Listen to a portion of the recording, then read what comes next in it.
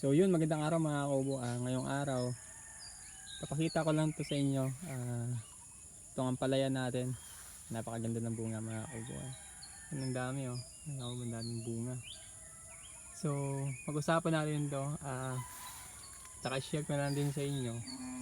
Ito kasi kaubo itong ampalaya na to ay, ang variety nito ay Galaxy Max F2. Ayan kaubo. Ganyan pala kadami yung bunga ng Galaxy Max F2. Ang ganda. Maganda pa rin siya kaubo kahit F2. No. Maganda pa rin yung mamunga kaya next time siguro mag F2 muna ako. Kaya naman kung alagaan mo lang talaga ng may yan no. Sa ano siya, sapat siya sa alaga. Maganda pa rin siya mamunga. Ang ganda kakubo, ang daming bunga. Ano lang to? Hindi ko naman talaga sinasadyang taniman ng F2 to. Kaso lang, nabusan tayo ng budget, nabusan ng seedlings. Tsaka, na-cancel ko sana pagtatanim dito sa baba kasi nasa baba ito eh. Mababa yung lupa eh, tag-ulan na.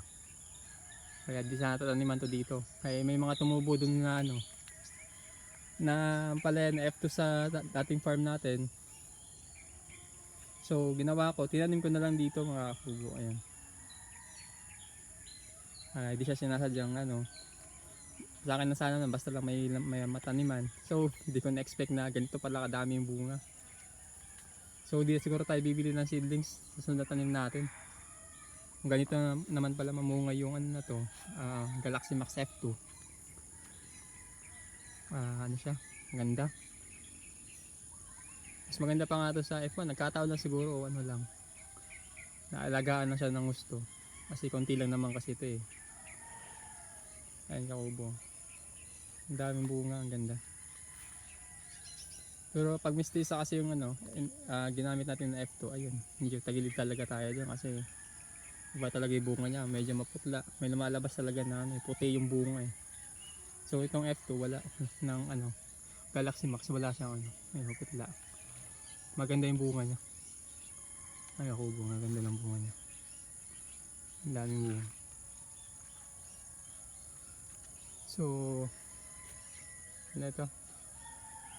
Ito try pag natin ito isang beses pa. Magtatanim ulit tayo ng puro puro F2 lang na ampalaya. So papakita natin sa inyo kung maganda yung meron tayo dito sa labas yakubo eh. Pakita ko sa inyo. Kung may tumutubo ng F2 sa ko ngayon, sa taniman ko ng ampalaya, ayun. Hindi ko na hindi ko na pinubunot. Pinapatuloy ko na lang, tapos alagaan na lang. Kasi masikip ako magtanim eh, kaubo eh, masikip ako magtanim ng ampalaya.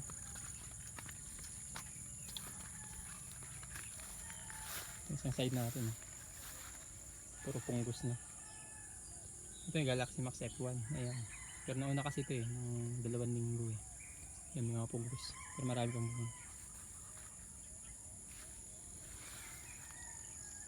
Nasa baba kasing area rin ito, sakit tayo.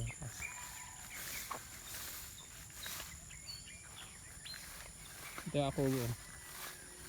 Ito pinagtaniman natin last year. Isang taon ko din ito na pinagpahinga. Ayun.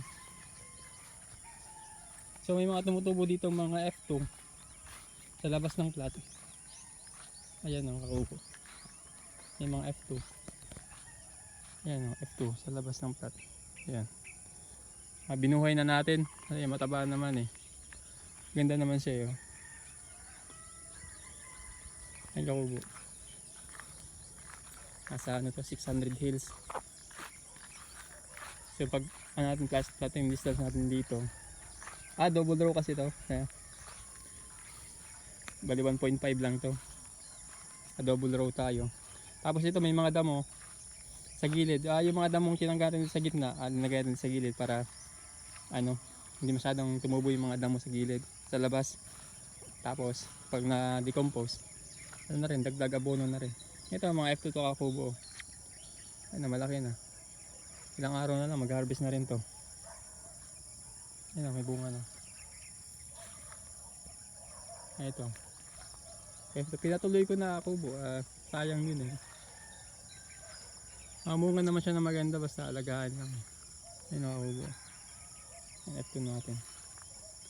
Ayun ang bunga na. Sayang dito ang kubo eh. Abunuhan na lang natin. Yung tanim ko talaga dito, ito pa lang, maliliit. Ito pa lang. Nasa ano pa lang to. 2 weeks. Direct seeding tayo. Ayun, ma-F2 sa gilid, pinapatuloy ko na lang. Malaki naman tong plat ko, kubo, malapad to. Mga isa't kalating di pa to. Ang kubo. Tapos tatambakan ko pa yan, tataas ko pa. Kukunin natin yung mga lupa dito sa ilalim. Kasi may tanim to dati, maraming damo. Ito, mga decompose na. Sa kanal, iangat ulit natin. Lagay natin sa plat. So yun ang mga kakubo, share ko lang tong bago na discover natin na F2. Maganda rin pala yung maganda mamunga yung Galaxy Max F2. Next tanim cropping natin hindi na tayo bibili ng seedlings. Subukan natin ng puro lang, F2 lang. So yun kakubo, sana may natutunan kayo sa panood ng video natin, saka na lang din kakubo, pa-subscribe pa bilang suporta, saka pa-share na rin. Maraming salamat sa panonood at sa pagsubaybay palagi. Ayun. Salamat.